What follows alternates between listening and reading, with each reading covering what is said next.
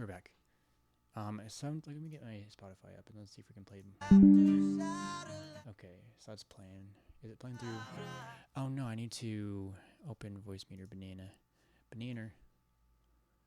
1 month. 1 second. 1 second. Okay, we're gonna get. God damn it! Get out of here. Pop ups. Okay. 4, 3, 2, 1, and we are back. Hello. Let's get my setup going. Welcome in, everyone. Welcome in. We are back, and let's get Mr. Kirby X Mars back up here. Let's see if this worked.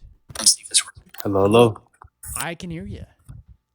Yes, sir. Yes, sir. The good old, trusty restart of the computer does the trick a lot. So we got it. But anyways, Sir. you were talking about you were on a live not too long ago, hmm and what was going on? Um, Basically, the problem was like, can we achieve world peace in like 30 years? Like me personally, I feel like we could probably get a group of people, but I don't think we could achieve world peace. He was talking about like different ways, like we could put like what I'm saying, the crazy people in mental institutes and like what I'm saying, you could probably change it up, but I don't think we're gonna be able to have world peace. 1 second. I'm gonna. Uh, I'm following. Go to advanced audio settings and turn on echo cancellation. Um, advanced settings. Drop down. I don't see echo cancellation. Oh, background music? No. During co-host or multi-guest live, allow other creators or guests to hear the background music played on your computer. No, that's not it. I'm not seeing that Worlds Conspire. I'm only seeing uh, my speaker for advanced settings. Speaker for co-host creators. Unless I'm in the wrong. Here, let's see here. If I go to nope, that's just muting. Okay, sorry. Sorry if it echoes, guys. So this guy, so wait, he was saying there's gonna be world peace, but like you He don't said think there's gonna be world peace? he was saying, can we achieve world peace? Funny, no echo. Yeah, no echo. He was saying, No can we echo. achieve it in like, and I hear, anyways, can we achieve world peace in 30 years? Me, but he was talking about like overall, but me personally, I don't think we could achieve world peace. We could probably have like a group of people who want world peace, but I don't think we could overall achieve it.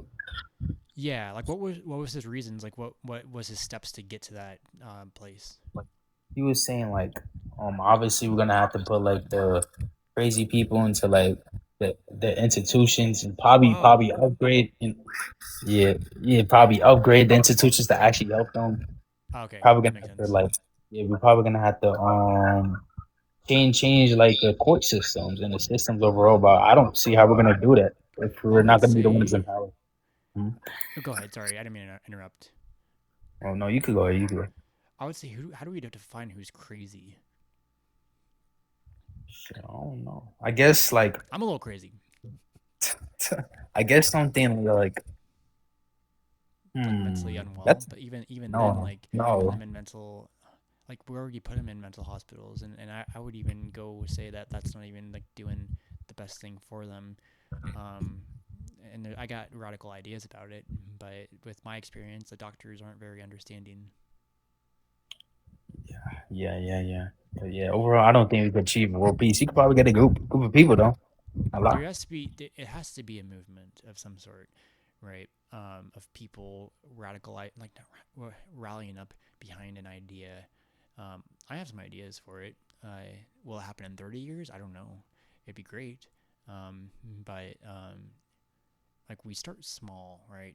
And we get a group of people together to build a community, right? And that's kind of what I'm doing. Like we're aligning and we're talking and we're progressing, figuring out what we can do as human beings to progress as the human species. And that's the point of what I'm doing right now. This is like phase one, and Mhm. it's growing. It's going fantastic. I've met so many great people on here to the point where like I'm thinking about building a Discord community for people to talk with each other on this. I think that'd be fantastic. I don't know how to get that going though, and I think I need 1,000 followers to get links on my TikTok live or TikTok bio page. I think so. It's not even to that point yet, but maybe getting that out there would be good. But then there's other phases after that, which I have ideas about. It's just in 30 years, I don't know. Yeah, I mean, there's like other examples I could probably give. I would say one of the most highly examples I give. like Martin Luther King, like assassination, like even though his meshes got down, people are still gonna be violent and don't want world peace. Like we got Martin Luther King. Look at Charlie. Even I don't like him. Look at Charlie Kirk. We're still gonna Yeah. be, you know what I'm saying, assassinating each other. Well, there's ways we can communicate ideas, and I think there has to there. I think there's can be a person potentially who can uh, be on all sides of people's stories, if that makes any sense. Like bridge the gap between different ideas and thinking to the point where they become very likable to um, rally behind. And there's always going to be people that don't like that person, right? Like we think about who doesn't like Mr. Rogers, or who doesn't like Bob Ross, or who doesn't like Keanu Reeves, or those are some good people I think about and like that do a good thing. And there's other people too. I mean, people in my real like in my life that I know in the 3 dimensional world, and um, so people are already doing stuff, right? It's just a matter of time getting the people behind a movement. Like it goes from in my head, it goes from a community, like I'm building something and people are already building this, right? And people are already doing this, and then it goes to a trends, and this is where it gets a little bit different.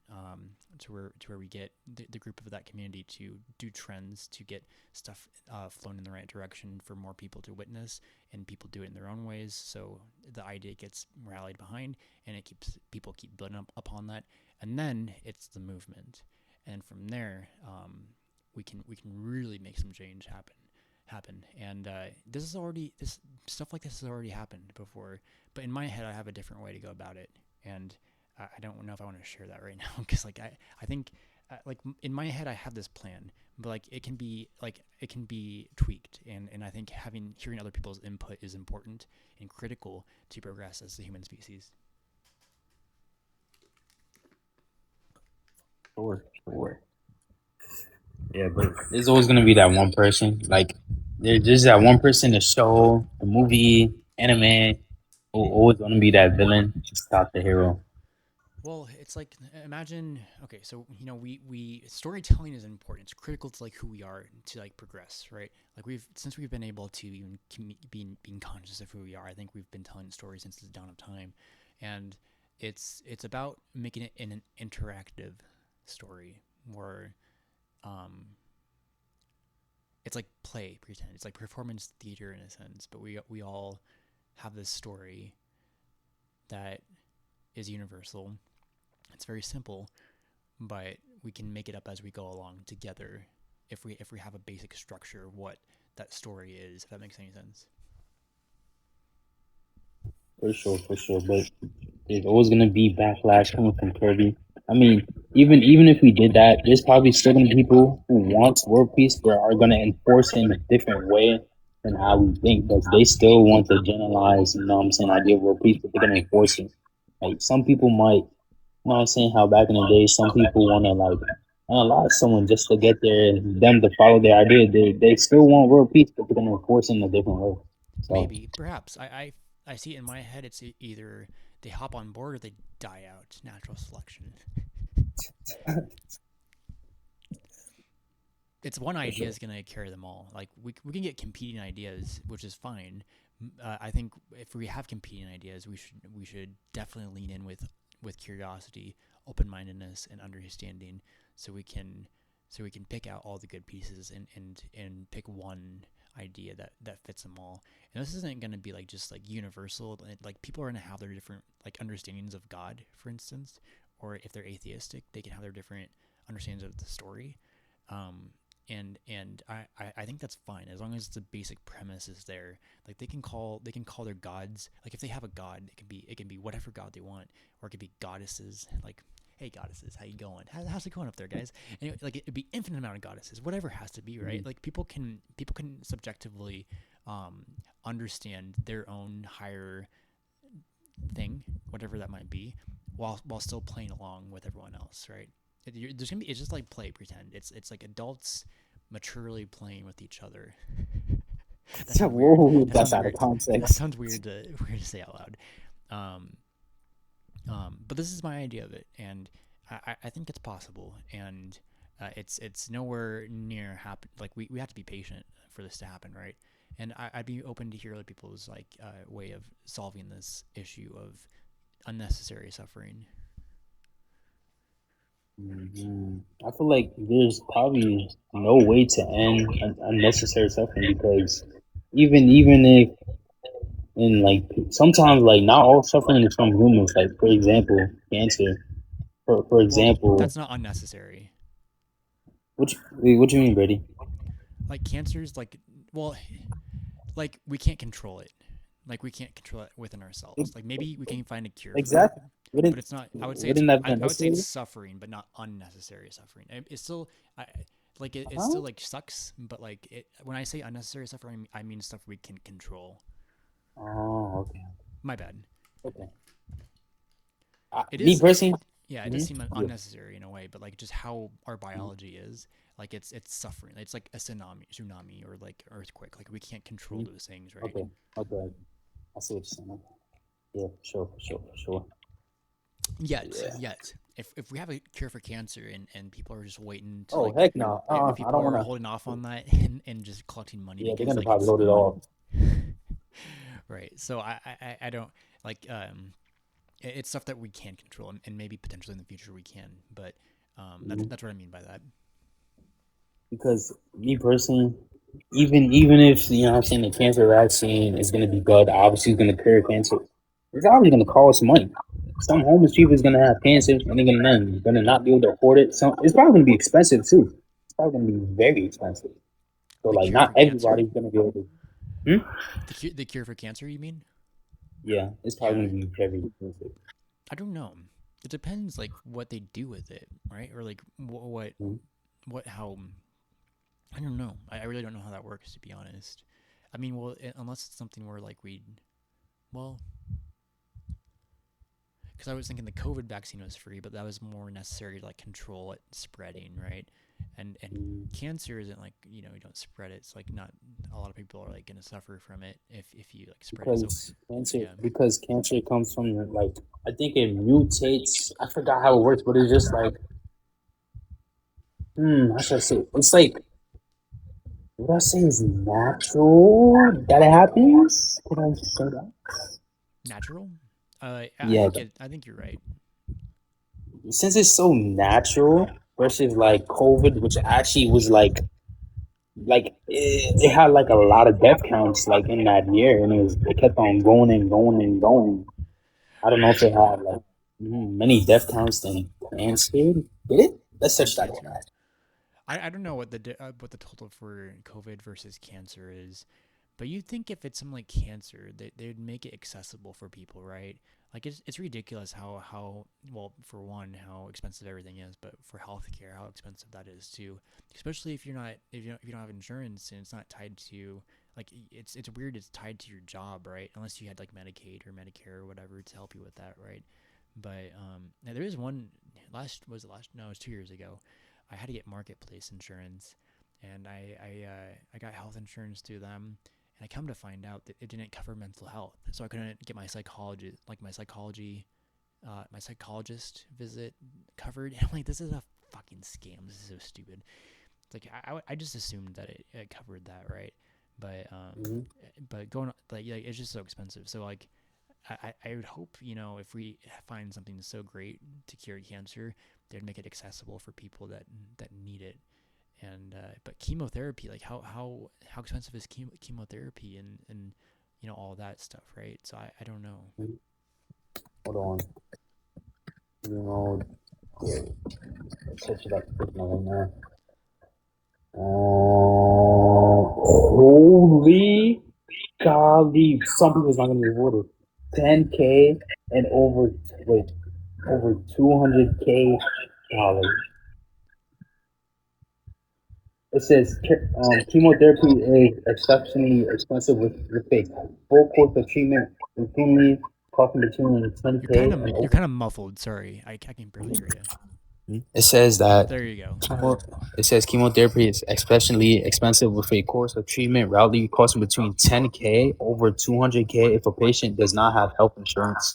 Even for those with premium medical insurance, the out-of-pocket costs from deductibles, co-pays, and hidden facilities fee usually runs thousands of dollars per year.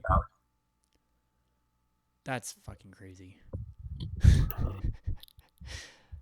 Isn't it like why I don't know why I don't even know the process of getting chemotherapy. Like they put you in a machine, right? I think I don't know, but how? Let me see what I'm gonna look it up because I'm curious now. Open Google. Okay. Um, let's see here. Process of getting chemo. Chemotherapy is a medical procedure that uses powerful medications to destroy cancer cells, slow their growth, or prevent them from multiplying. So how rare are these are these medications? I guess chemotherapy. The most common method is intravenous infusion, an IV. It's the most common method. The medication is dripped into the bloodstream through a vein in your arm or a surgically implanted chest device called a port. And there's oral chemotherapy, medications followed by pills or capsules. Oh, excuse me, injections, shots given to the muscle. Blah blah blah blah. I'm gonna look how rare is the medication for chemo. For fucking chemo. I meant. Let's see. So Most we're standard great. chemotherapy medications are not rare on their own. Roughly 25% of all cancer patients receive them annually. So the medications are not rare. So why I don't know why we have to like why does it cost so much to do it? I don't understand that. So Brady, I searched it up. I said like I told like Google, let's say we had like the vaccine for like cancer, and I said make a prediction based on like how much it cost, and it said between 100K and 200K per patient course. Like that's a whole like session or like a whole like timed like 100K for like the whole like treatment, right? I think Still no, I think for like if a vaccine were to be made, like theoretically, like if a vaccine were to be made, I think that's how much it would cost. 100,000. That's fucking insane. Look, when it comes to chemo medications, like if it's not rare to like create them, I don't know why like why it has to cost so much. It's just fucking ridiculous. Okay, it says it gave me a breakdown why it costs like 100K. It says current data clinical pipelines reveal exactly why personalized mRNA cancer vaccine demand a premium price. First, custom genetic sequence 5,000 through $11,000. Doctors must first surgically remove a piece of your specific tumor, ship it to a specialized lab, and completely map its unique DNA mutation. AI print 5,000 through 15K. High powered supercomputers and AI algorithms must analyze that DNA to calculate exactly which mutation are the best target to trigger your immune system. Let's Hmm. poke batch manufacturing 30K to 50K. A farmer, well, I'm not say that word, company like Moderna or BioNTech must spin a sterling high-tech clean room to manufacture a tiny customized batch of mRNA fluid built especially for your body. It cannot be given. So basically, each cancer is different to your body, I guess, Hmm. Interesting. based on your DNA. So that's why it must be expensive because based on like I guess what it's saying is that it's different for everybody. It's not like the same thing. Like it could I don't know. Right. Huh.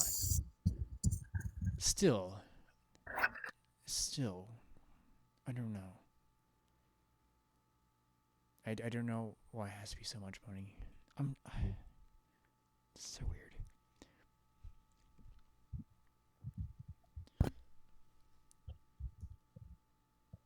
Even like going to the mental hospital is like pricey. I'm still paying bills. Fun times.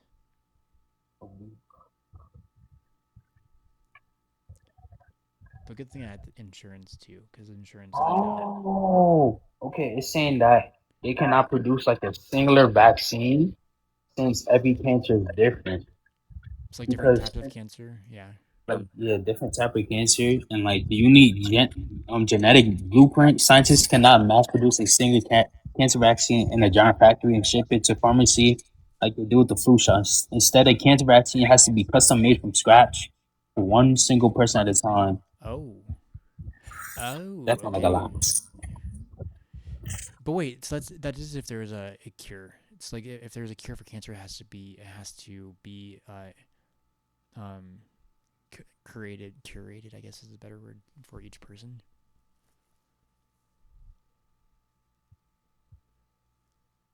Oh, so they're basically making a vaccine based on how it connects with your body. That's why it's so expensive. Because not everybody's cancer in their body's gonna have the same genetic code.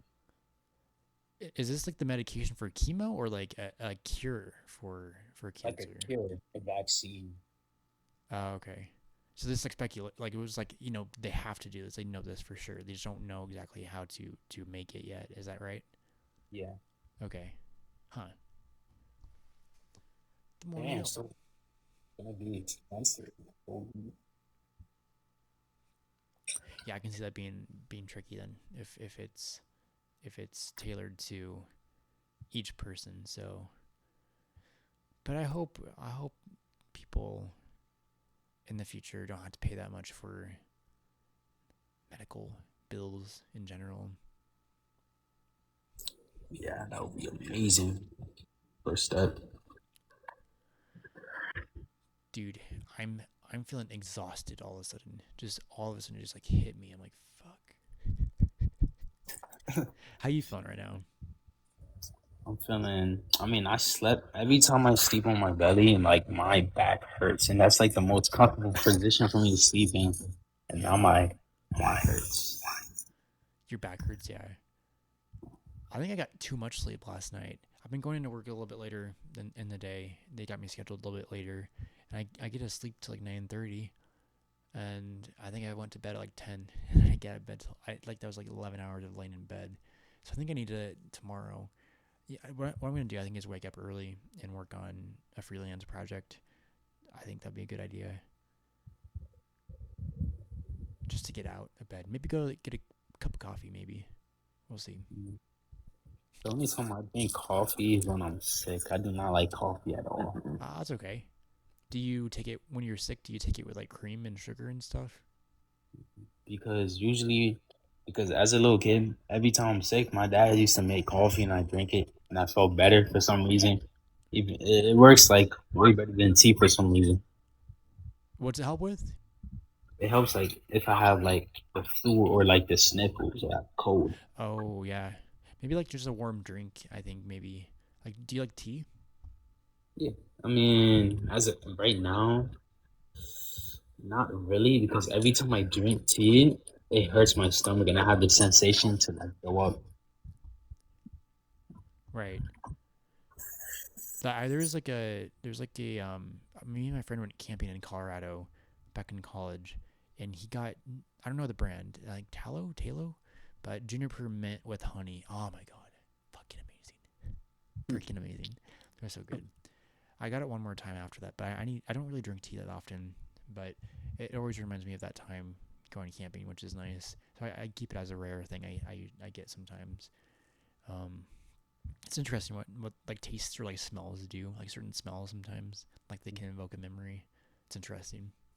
Sometimes I wonder, like back in the day, how did they really actually accidentally how like for example, how did someone know like a cow can have milk? They accidentally like went under and started squishing it up and down to have the milk come out. Like, how do you do that by accident? Well, I think they can observe like a calf like going for it and like nom nom nom. And like, oh, what if Mhm. I do that with my fingers? Nom nom. Sorry. Anyways, um, I think people are smart, figuring things out by observing. Like there was an atheist that came up the other day, and she's like, well, I don't understand how like well she thought that it's really interesting how she thought, but she thought that aliens were tapping into our minds. Like that's where thoughts come from, and essentially that explains why we were able to like plant seeds in the first place. It was because these aliens were telling us like she's like how else would we ever understand how to plant seeds? And I think if we don't have the answers all the time, and this is like what not Christian but Christians but religious people do is using God of the gaps. If they can't understand what happens, then they fill a God in with it. But she was filling in aliens, and she's like, yeah. So how do people plant seeds? And one of the guys on the live was like, well, perhaps they observed like a fruit falling from a tree, and however many days later, like they saw some sprouting from it, and like I think that's more plausible than aliens telling us to take these seeds out of these fruit or like vegetables or whatever it Hmm. is, and planting them, right? So Hmm. I think we ought to give credit to humans in earlier humanoid things for Hmm. being able to just observe and be intelligent on their own, Hmm. So I was on another live talking to a Christian. So he was like, "What is the most like plausible evidence you have against God?" I think he kind of put me in special pleading, to be honest, because I came with a great argument. I said that I will grant you that God could do it, like with his nature and stuff and his powers. And if the universe is how it is, and like if it was made, God could probably make it because of his nature and powers. But I don't think you could just be like, oh, he must have made it. I think you first have to prove existence. And I said, if you could prove his existence, I will give it to you. But then he's gonna be like, he's outside of time. And I'm like, that's pleading the question because I didn't really said this, but I thought in my head like he's pleading the question because you can't prove that he's outside of time, and we can't like really look at he like at God if he's outside of time because I don't we don't have technology and I don't think we could go outside of time. That's impossible. But like we're just being the question. Yeah, I don't know. I'm sorry. Are you theist, right? Like you're Christian, is that right? Oh no, atheist, atheist. Atheist. Okay, sorry. Okay, I knew it was one or the other, obviously, but like so the best evidence against God, and you're debating this guy that was religious, I take it, or a theist, I guess so. and he's like, okay, so like what's the best evidence against a God? I think it depends on how they define God in the first place. I mean, it would have to be. I don't know if it's a being. It's gonna have to be something that's like, I guess by our definition, how we categorize it is that he's gonna have to be external or powerful. He could do anything he wants. I don't know where he even because by going by, if he could do everything he wants, he can't. Obviously, because in some people religions, he can't do evil. And I wonder why. Like, who gave him that nature? Like, who gave him that nature? Like, I wonder where it came from. It couldn't have just been on him. Like It had to be another given to him. super God. That would be great. that would be insane. Turtles all the way down and up, I guess. Mm. Um, I what was I gonna say? Yeah, I think people get caught up, at least with Christians, with how they define God being all good, all knowing, all powerful, all perfect, omnipresent, all over the place, and it doesn't quite correlate to the Bible or even what you see in the real world, right? So I think we have to kind of, as me being agnostic, spiritual leaning, I think we ought to be like, okay, I, at least for me, I think they are all knowing in a sense, but like they're kind of messy and chaotic. So they're not all good, but they have the capacity to do bad things too. But that's not in their nature to do that. If that makes any sense, like they can, but they shouldn't. And But and who some who and created that nature? who created them? Who knows? Maybe they were always existed. And it goes back to this is stuff that I don't know. This is why I go back to being agnostic because I don't know have all the answers. And I don't think we ought to have all the answers too when it comes to this. I think we can develop this together as we progress along whatever story we can universally tell together to progress the human species. And once we're all objectively united, we can understand further potentially. But yeah, that's kind of where I'm going. What the heck? I just heard people screaming. It sounds like someone died. You okay? It's like outside where you live. It's like outside. It sounds freak. I'm not gonna lie. It sounds like a skinwalker. Hmm. What the heck? Oh no, I'm not going outside. Make me. Oh no, I'm scared now. I'm not gonna lie. Do you live like in? Do you live in the United States? If you don't mind me I, asking. I live in Brooklyn. Oh, I think maybe you might have told me about this. Someone else I I met did. was from Brooklyn. So yeah, I think you might have told me that. Brooklyn, nice. Mm. Um, this is the thought that comes to my mind right away is I had a good friend that moved to New York City to do camera work for television and commercials, and his first day or night there, he saw someone get stabbed in the streets. I What? don't know why I laugh at that, but like, it's just like experience. You just got the experience of New York City, I guess. But I'm sure that doesn't happen often. It's just like crazy that would happen on your first night being there. Yeah. All Yeah, but right. So that do you know about psychology? Not too much, but I'm fascinated with the brain. Um, I don't know. I think the other guys I said he was being the question like, how are you gonna prove something that's outside of time and space is actually real if you can't prove his existence if he's outside time and space? I think how can you prove his existence? Well, it's interesting. It's like maybe it can be the case where it's outside of time at least. Like to our understanding, like time is very subjective to each individual. Like it can go fast or slow, but like it's still there, right? Like it just depends on like how the person is experiencing it, and maybe there's some other explanation for like another realm to not have that potentially. Who knows? Mhm. I'm very agnostic to that idea. But if he were to exist and he created something, wouldn't there be like, for example, this may sound dumb, wouldn't there be like some special code pointing to his existence, like something into like I don't know, like something into like the atoms or something that's just weird, and there's like a you know what I'm saying, like a green like you know what I'm saying, like how should I say, like a green word that says God made it. Like, would if he created everything, wouldn't there be something pointing directly towards him?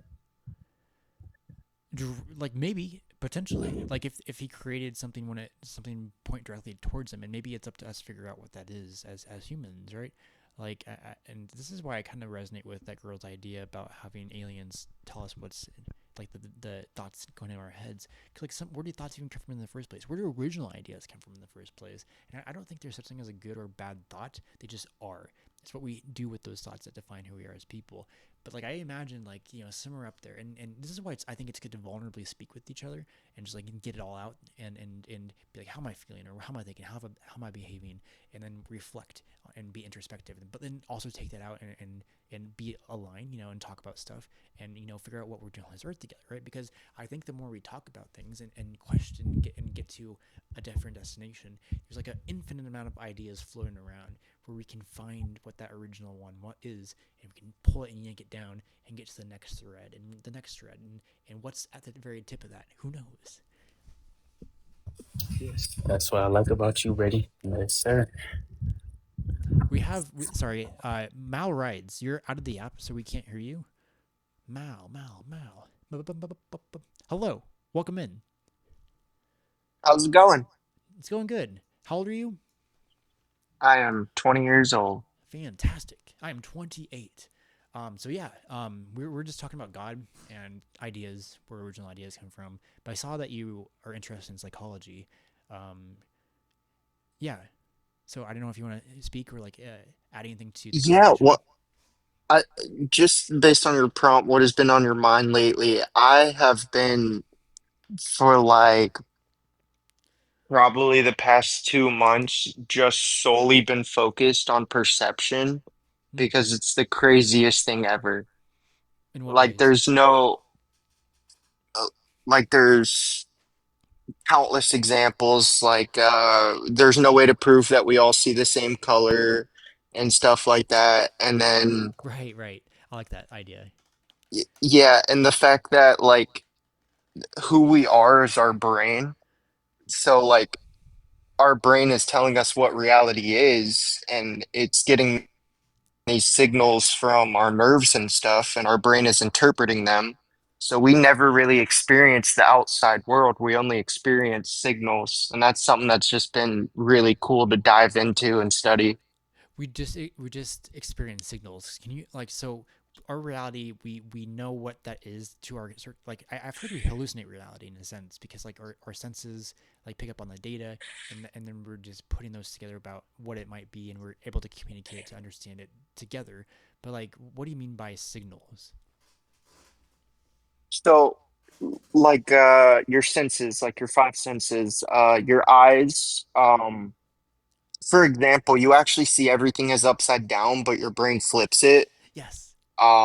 So your eyes are sending signals to your brain. It's just there's like photoreceptors in your eyes that just send the signal to your brain, and your brain interprets it, and your brain is what's making you see things. Right. And, like we build cameras this way too. Do you know why we build cameras like to be upside down. Oh wait, it's the light that shines in, right? The light crosses Right, right. It right at refracts. right at the film gate, right? So like it goes like this, and the image Right. flips. Okay, yeah.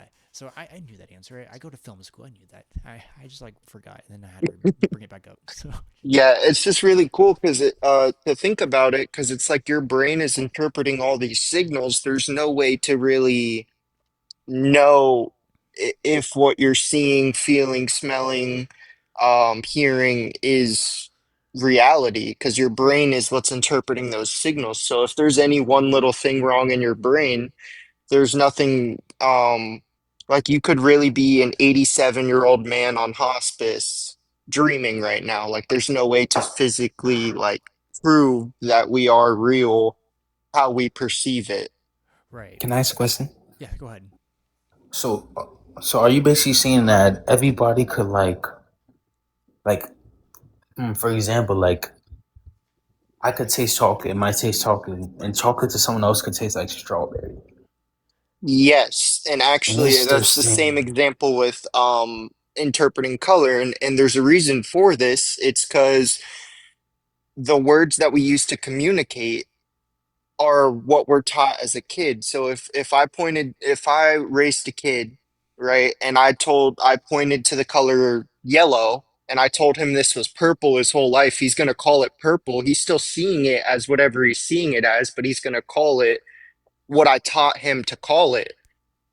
Right. I think So, that's so fascinating. Yeah. So that's why there's no way to like really prove. So, for instance, people are like, "Oh, well, we just say if a color's brighter or darker, and that can kind of tell us." And it's the same thing. If I pointed to the darkness and I told an infant that this was light his whole life, he's gonna think that that's light. Right. So, It's in. Go ahead. My bad. My bad. so yeah, it's just really cool to think about. Yeah, it's interesting because like I think we in general we all live in different realities in a sense. Well, we definitely see with the right and the left in the United States, like different polarized, like just different opposites, like what's going on with facts and with how they experience the world and how people are. But like in a sense, with me, I'm bipolar and I've had 3 manic episodes, well technically four, and each time my perception of reality like shifted so much to believing a bunch of delusions to the point where I actually believe them. And I can get into that, but one thing that's interesting is like visual hallucinations. After being up for 50 hours, I remember just sitting in my shower, just like being like, ah, what's going on? And I remember just staring at my legs, and next thing I know, like there's like green sparkles or like green like fairy like sparkles on my skin, and then there's like a blue like wave of just like vision, like a wave of blue just like going above that and just radiating. And it's interesting that my brain was even doing that in the first place. And I don't know, hallucinations are just strange, and it's like it's like the person can take it in whatever they can or like experience, but like we can, there's no way to really like showcase that with other people yet with technology or like what that Wait, feels. so I felt for me already. But wait now. So are you basically? So what I got from that is that are we really us, or is our brain us? And that's the biggest question that everybody gets caught up on. And the real thing is there is no right answer. But there is a moral answer to that, because however you're perceiving things is how you're perceiving things. You still choose to be a good person in your reality. And I'm not saying reality is fake. I'm just saying there's no real way to prove it's how we see it and how we experience it, which is why the same theories and stuff of like fourth dimensional beings and stuff is a very plausible argument for that, is because we only have so many senses, so we don't know if anything's going on that we can't sense. A common example of this is radio waves. Without technology we wouldn't be able to experience radio waves or see them or even know they exist. But Mal, when you said that about like us, our actions and our morality, what happened if someone else thinks like let's say that in your mind, like they're in your state of mind, but they think that unaliving people is good, but you don't think it's actually good, but they actually think like what you think, like it's good, like in your perspective. Like let's say there's two yous. There's one you who actually think unalive people is good, the same amount as they're thinking you shouldn't unalive people because it's bad. So wouldn't that be in perspective that our environment and brain like controls how we are? And this is why I absolutely love diving into this topic because there's so much up for discussion and to think about. I would say that you would have to kind of use a little bit of critical thinking for that one, like generally across humanity, we know that unaliving people is not okay. But there are people who their brains don't work properly and they don't experience those thoughts. So that is a good thought experiment. And I would still say unaliving people is not okay, 100%. But that again, that's my reality. Yeah, I think we're getting to the point.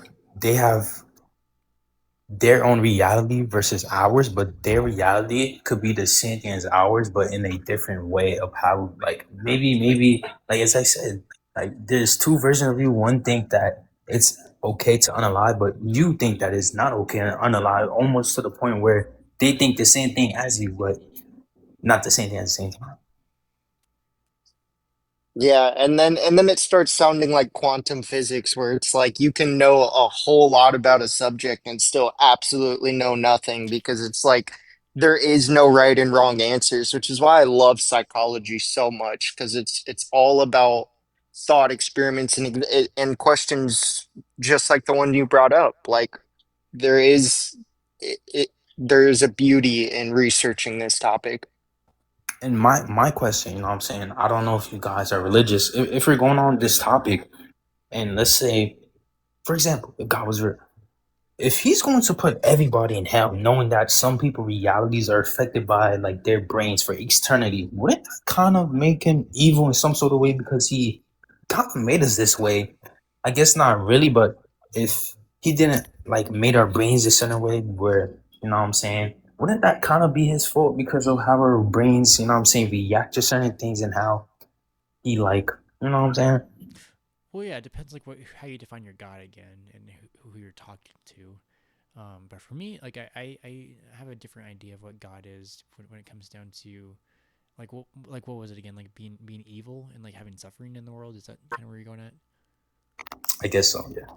Yeah. So I have this idea that we're like essentially the technology of we were built for technology in a sense to help the confused agent upstairs that thinks it's a god, and the confused agent is witnessing everything through all of us and everything that is ever can be to understand how to be a god like them all.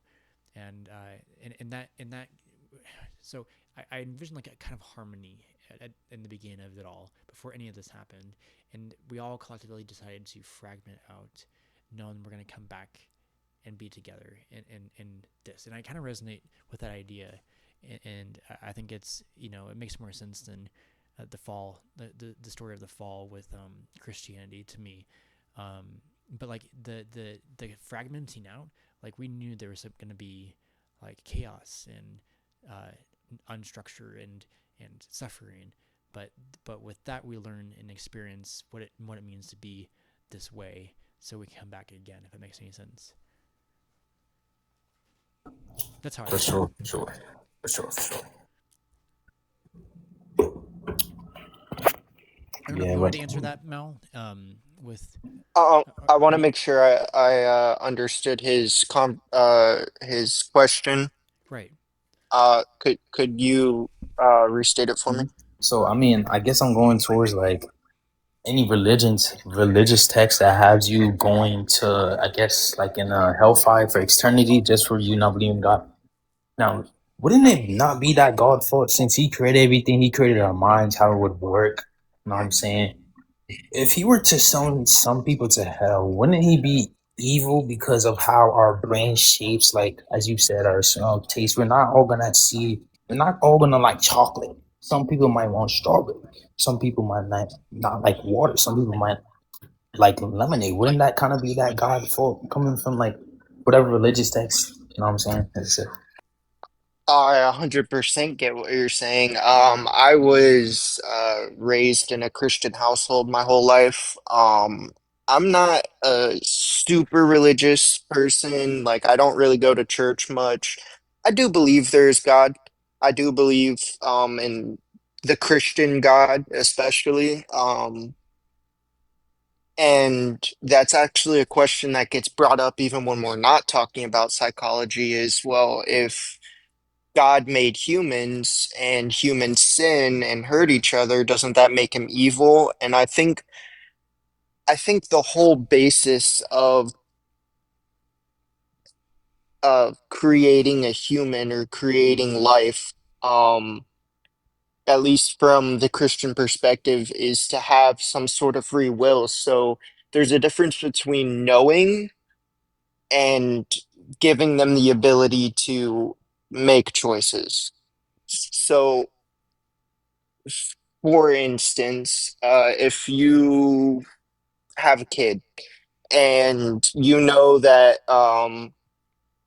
if they touch a hot stove, it's going to burn them, right? You tell them not to touch it, they go ahead and do it again, or they go ahead and do it and burn their hand, they're probably not going to do it again. So I think one of the biggest things is faith, and it's a question I honestly struggle with too.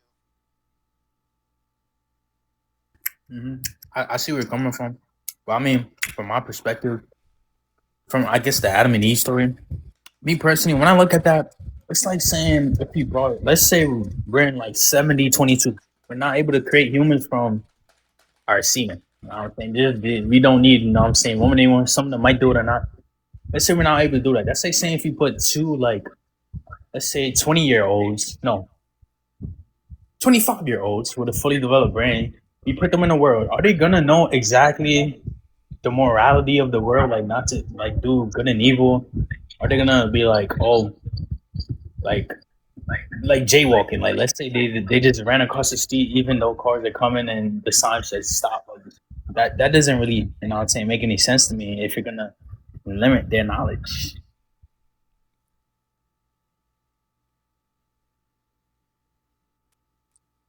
I think personally, everyone, unless they were born with a malfunction of some sort in the brain, has a general knowledge of right and wrong. I think that can kind of fade or grow as they're raised. Because like you can be taught morals and be like, okay, yeah, like this is what I actually believe. But for instance, I've never been told not to slap someone across the face. That's just something I generally won't do. Um, but I think it really depends person by person what their morals are. And I think a big part of that is how you're raised as well.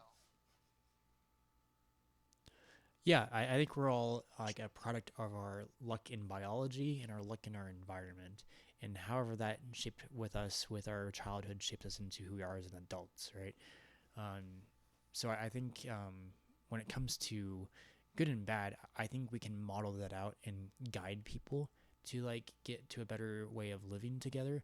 And I think like just having dialogues like this in the first place, I think is critical. And we're diving deep into what this means, and we can figure it out as we keep going, right? But I think we can do it by modeling out for other people what that means, and acting and behaving in such a way, and just being kind. Like that goes a long way too. Um,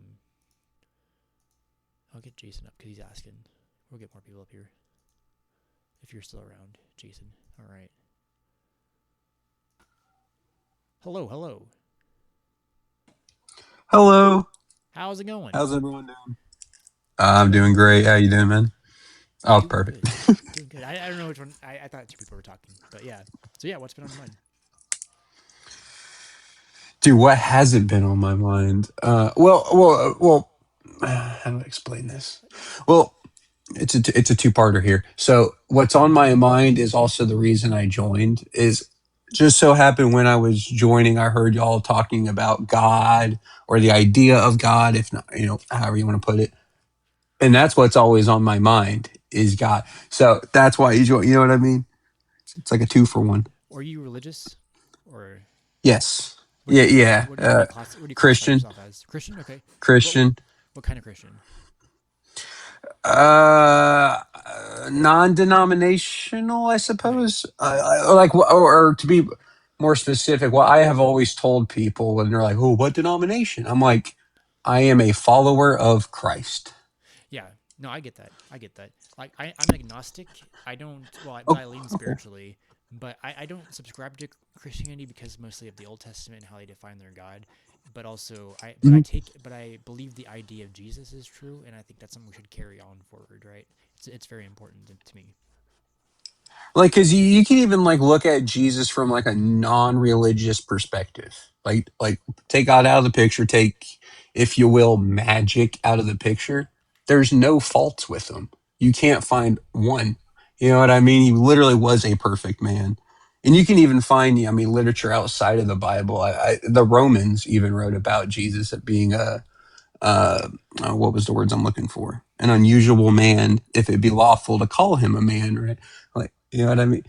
Well, I'd be So curious. with Oh, that, go ahead. Sorry. go ahead. So with that being said, right? I mean, we could talk about the historical evidence of Jesus being a good man. So the historical evidence is there. Jesus was a good man, perfect man, right?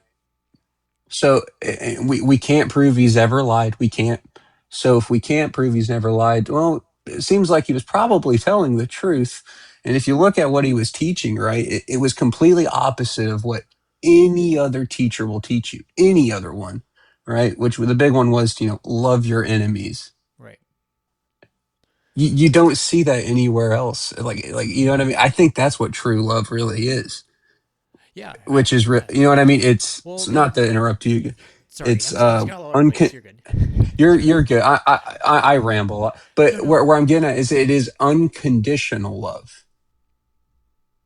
Because so many people get I mean I don't know the statistic. It was probably in the high 90s of people that love conditionally. You know what I mean? It's like, hey, I'll love you, I'll be with you, but you smoked that one time. Yep, that's a deal breaker. You know what I mean? Everyone loves conditionally, but Jesus was the one guy you got that doesn't love. You know what I mean? Love that. You know what I mean? That's Yeah. why I So follow him. there's a couple of things. So going back to the most recent thing is like loving unconditionally. Like you say, like loving your enemy is like the best thing to do. But like, isn't it in John that says? I think John in the gospel is saying like dying for like people is like what Jesus did, right? Isn't that something more? I guess. Yes, that goes right back to loving your enemies, right? So when Jesus was up on the cross, right? I mean, anyone who has studied Jesus in the slightest, and especially the crucifixion, right? They're going to know what Jesus said up on that cross. This is in the Bible. This is in Roman, completely separate from the Bible in Roman literature, right? Jesus was constantly saying, right, Father, forgive them, for they know not what they do, Right. right? Yeah. Oh no, no, Jason. Okay, maybe his phone Somebody's phone died. died. Yeah. Right. Yeah. Dang it. That was interesting. Anyways, do you guys have any comments on what he was saying? I'll say Well, I something after. mean, Yeah. I think the guy in the comment, you know what I'm saying? I was thinking the same thing. Buddhism teach the same thing. I feel like, no offense, it was kind of glazing. I was very glazed because that's not the only, you know what I'm saying, religion that be like, oh, well, Jason said, why you so Uh, responding to when it goes to Buddhism, like, what's the idea behind that's similar? that? I guess like necessarily it's I don't know a lot, but I know that it's very peaceful. But I think one quote it says is like I think hatred is never appeased by hatred in this world. It is appeased only by non-hatred love. This is the external law. Jason said, uh, "I'm suspended." What's that mean? Oh, did you say that? Oh, he said I didn't remove anyone. Yeah, Um, it could have been someone because someone in the chat had corrected him. They might have reported him for false information, would be my guess. what Because was that the happened to me before. false information? Quote unquote false information because they said something about Buddhism. Just in the chat, I'm spitballing. Sorry, Oh, he said he Jason. didn't. He said he didn't report the dude. What happened, man? Oh no, I don't know what happened there. I can't. It's literally grayed out to invite Jason. Sorry about that, Jason. Maybe another night. You'd be more than happy to. I'd be more than happy to have you back on in the future. But sorry about that, Jason. I was gonna say, when it comes to like what Jason was saying too about like Jesus being the perfect individual and human, I'd be curious to understand what it was like for Jesus as a child or as a teenager, right? Um, Imagine that like immense pressure, in a sense, like where a collective is just like calling you God, and you're like, oh God, okay, like maybe, well, I don't know how that would work, but like, there's different ways to explain it, but I'd be curious to understand his childhood more and how that was like.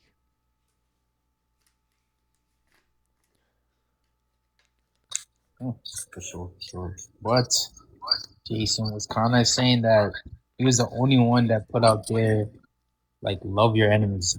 Buddhism does it too. I'm pretty sure there's probably many other religions that does it too. Not Right. only, you know what I'm saying. I feel like that was the I place. think this is why like there's like universal trends or truths potentially between all these different like beliefs and ideologies and religions and whatever it might be. For where we can like take these ancient texts and religions and use them as stepping stones to get to a story that we can universally tell together, right? Like when we create this together, it's like not just one person or a few people writing the book. Like we all do it together, and I think I think deep within us, every single interaction that we do is getting us to this point to like talk about this deep stuff, to talk about what it means to be human and thrive and progress as the human species, whether we know it or not. Mm-hmm. I feel like everybody could probably like write their own ideas of what it means to be good. You know what I'm saying? And then we could just put it all together in a book. And we could probably make that, you know what I'm saying, no offense, into a big religion.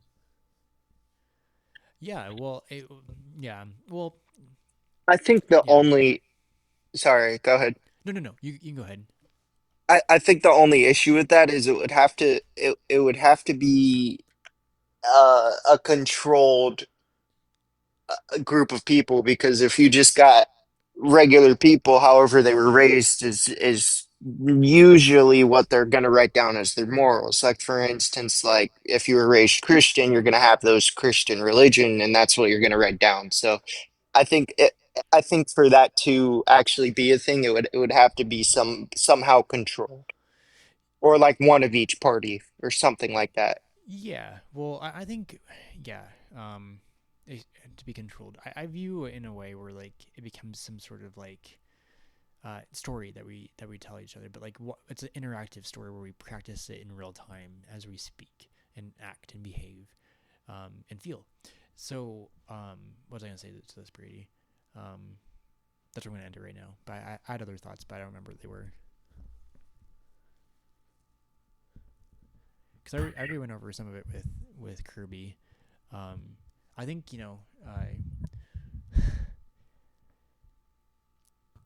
I mean, I guess based on what I was saying, I mean, I wouldn't mind that. You know what I'm saying? I wouldn't mind everybody writing what they think is good and bad. You could put it together to see how everybody thinks. That's. I feel like that's a good idea. Yeah. right, and just like having dialogues like this is like one thing, right? And we can reach a conclusion. Like we can all be like, well, do you think this is something? And all three of us can, or six of us in the chat can be like, yeah, we can hold on to this and keep it as like an important thing, right? I think this is why it's important to come back to being agnostic to things and like saying I don't know. I think we ought to normalize saying I don't know instead of trying to be so right. And I think leaning in with curiosity, open mindedness, and understanding, and putting that into our value structure, we can progress forward and talk about talk about different things. And this is like why I don't know if everyone can do this, but for me personally, how I view life, I want to be like the bridge between different ideologies, like be the gap in between, and to piece them together, right? And I think just talking to more people is one way Wait, to Brady, I do it. got a word for you. Yeah. The gap of Brady. The gap of Brady. Yes, the perfect word. The gaps of Well, Brady. isn't this interesting? Well, it's us like you're Ray, not Ray, but it's Mal is Christian. You're atheist. I'm agnostic but spiritually leaning. Like, and we're having a conversation. Like, we're being respectful and we're understanding each other's points of view, and we're just talking about life.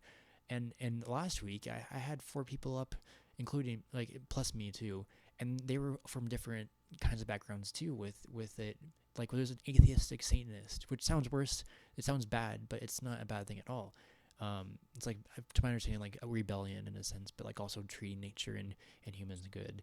Uh, but they just have a different way of viewing it, and that's good because we're all unique and beautiful in our own ways, and I see that, and I mean it, and I believe we all have our subjective ways of understanding the world, and the more we be vulnerable with our minds and just let this gush of like brain go into your receptors to collect data is one way we can be like, okay, this is our story, and action, and I set the scene, and two people will talk further.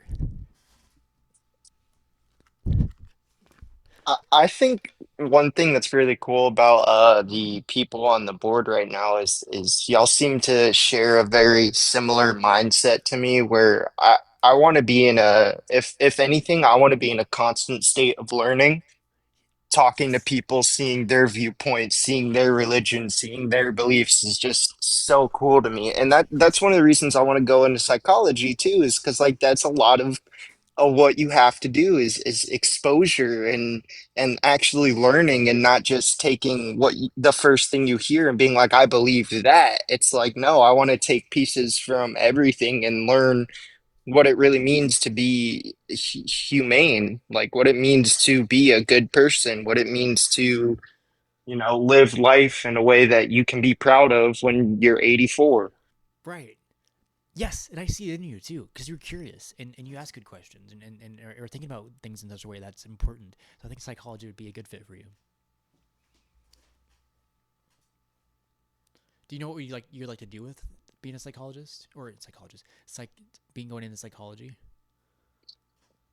I always have like the idea of going into therapy. I Mm-hmm. was in and out of therapy my entire life, and it really didn't do much for me because I'm usually like a closed person when it comes to feelings. But just having the ability to help people and also like just listening to people is like one of my I would say one of my strong suits is just actually listening and not interpreting people but taking what they're saying at face value. And so some people will for instance, like you could tell someone like, "Oh, I don't feel good," and they're gonna be like, "Oh, it's probably because this, and this." Whereas, like when I hear someone say, "I don't feel good," I'm just listening to their feelings, and then you can act on it. But that's kind of where my mindset is. I like helping people. I like talking to people, even though I'm an introvert. It's something I've always liked. You don't seem like an introvert, but that's amazing. Like wanting to help and make a difference, I think is fantastic, and I think you got it in you too.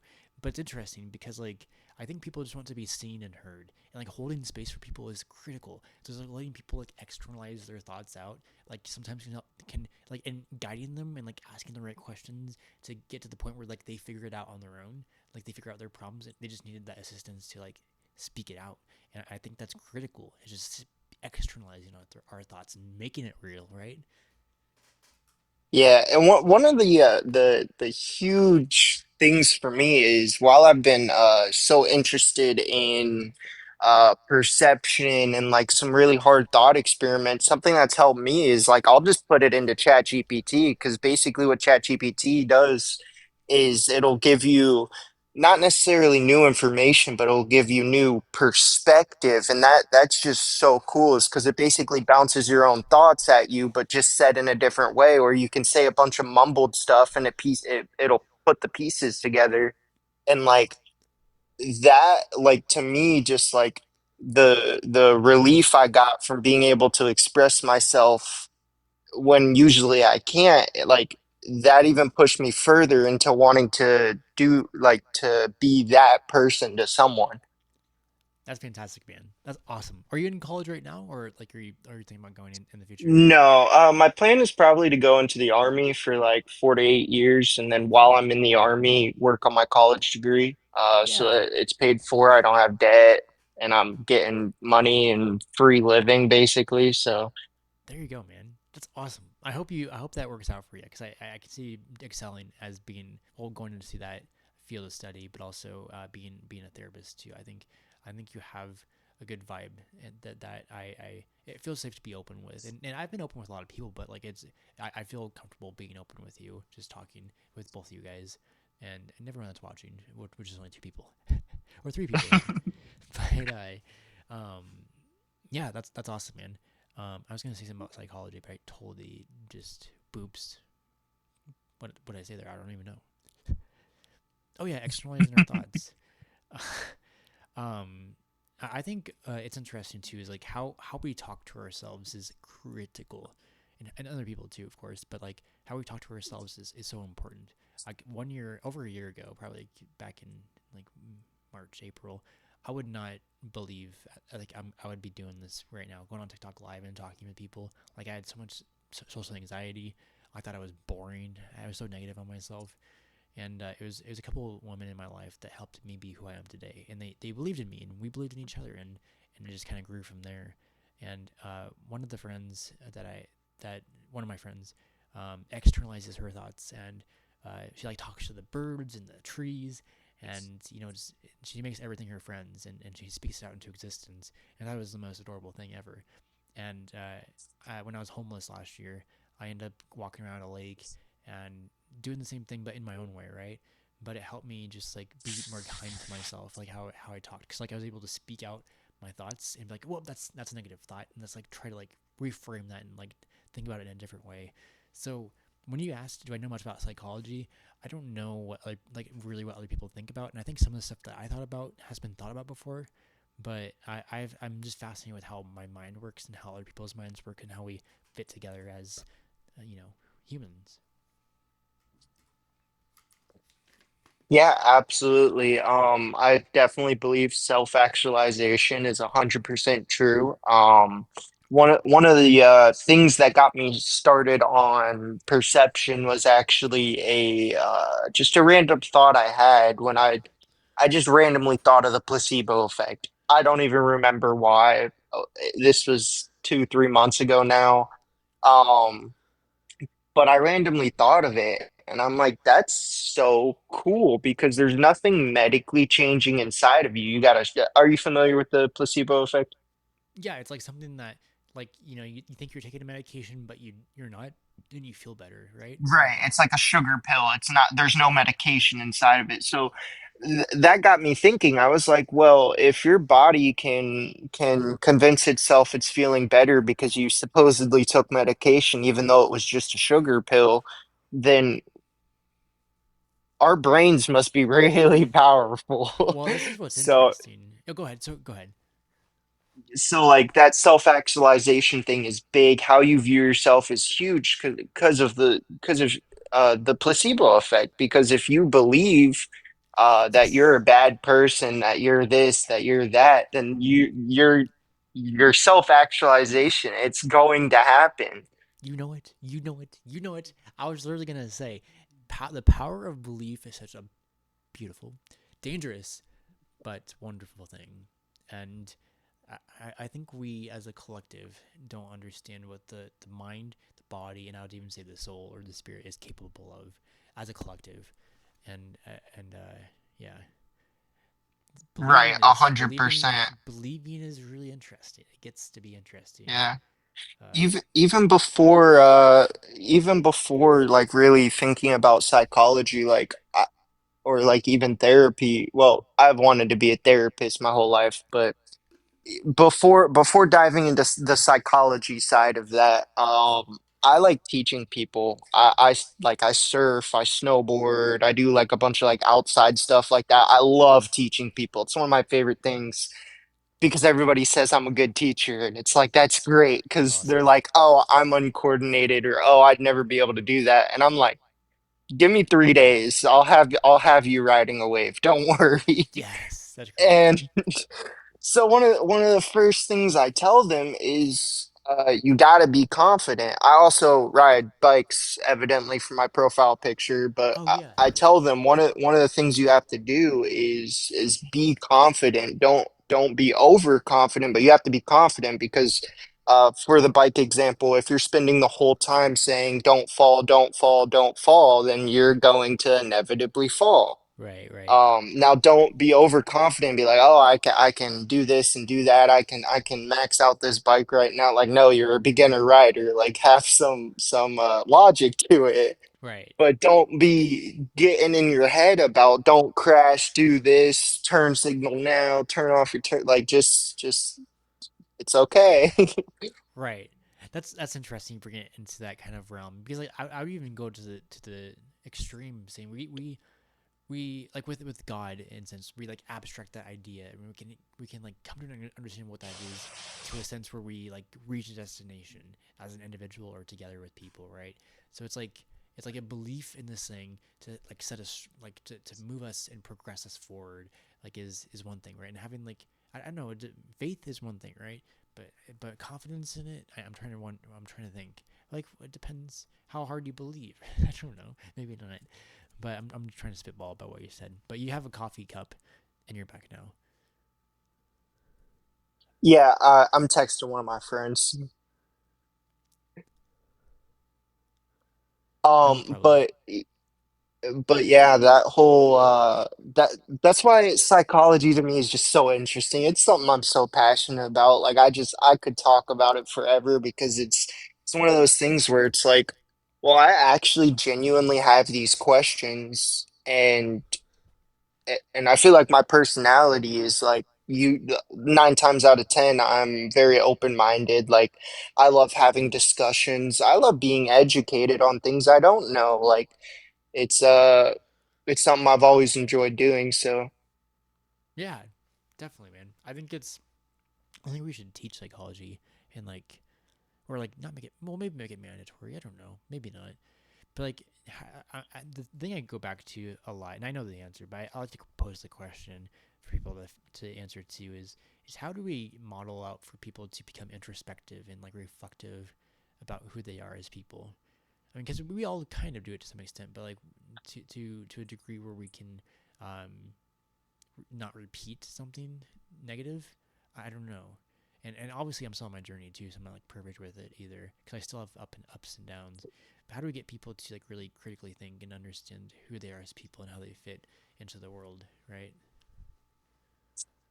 I think one of the biggest hindrances is honestly the whole entire school system. Like it hasn't really changed in the last like 100 years. Like it's still very factory like because when schools were made, like they were made during like factory times, so it was kind of like training people to get in that mindset in a way. Um, and there's not really a space or a specific class where you can just open-ended questions. Like you're in math, the teacher starts talking immediately, lecturing on you, whatever. If you have a question, it's based on what they're talking about. They never give you a space to be open and just ask your own questions or research things that you're genuinely interested in. um, I think that would be one of the big things that could potentially make people more introspective, is if we taught them that it's okay to ask questions. You know what I mean? Like even have like a study hall-esque type thing where you can research the topics you're interested in, ask the questions you want to ask, and stuff like that. Right. Um, yeah, I think that's a good way to go about it, right? Or even like modeling it out in a sense, just like um, I think like I said, externalizing our thoughts could be a good thing. Um, I'm kind of drawing a blank, so Kirby, or if you want to keep going, Mal. I might get off here soon, to be honest. But sorry, I don't mean to just cut it short either. But if you guys No, like you're want to good. keep, if you guys want to keep talking, like, or say like a closing statement, I'm just getting exhausted all of a sudden. I've been exhausted since I started this live. But if you guys have a final statement to say, I'll let you guys say it. I'm not sure I really have a final statement. I would just like to thank you for just having a really nice discussion and like having a space where we exactly what I just said schools should do. Like you literally was just like, what's on your mind lately? We talked about religion. We talked about um psychology. We just had normal conversations. So that was very nice, very refreshing. So thank you. Appreciate you. That's like the whole point, is like just getting people to come together and just like talking about what the fuck we're doing on this earth together, right? And progressing. And I think another thing too is like if this becomes normalized, just like, and there's ideas I got about this, but like to where we are there for other people to like speak about this stuff, and like more people becoming not therapists, but just like someone wanting to invest in another person and listen to them, I think goes a long way. But how do we set that up in a way that works? And I got some ideas for it. But I appreciate you coming up, and Kirby, if you want to say something else, I'll let you say something if you want, Kirby. I guess all I have to say is consciousness, man. That's it. Consciousness. All right. Cool. Well, I appreciate you guys both coming up and just being vulnerable and open with your mind. And I hope you guys have a good rest of your night. You too, ready. All right. Take Later. care, guys. Take care. Bye bye. Bye Take care. bye.